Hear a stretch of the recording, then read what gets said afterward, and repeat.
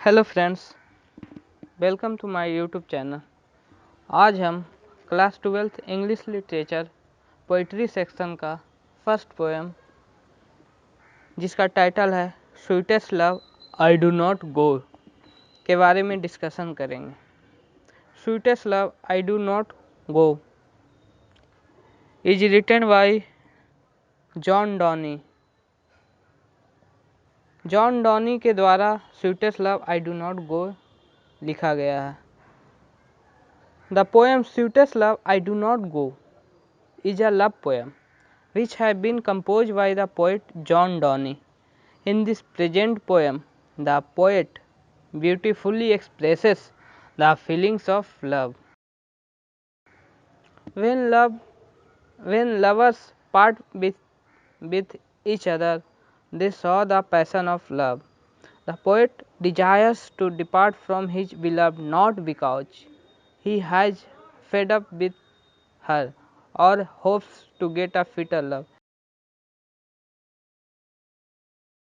He wants to leave his beloved because he knows as well as that death will certainly part them away. The poet assures his beloved that he will come back like the sun comes every day.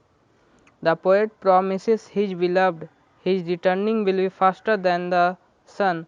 Finally, assert that those who truly love each other are never parted and never died, ultimately met in heaven after their physical death.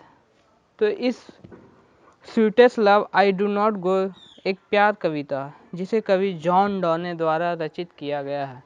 इस कविता में John डॉने ने बिल्कुल ही सुंदर तरीके से प्यार के एहसास का वर्णन किया। जब दो प्रेमी एक दूसरे से अलग होते हैं तो वे दोनों अपने पागलपन को दर्शाते हैं या दिखाते हैं।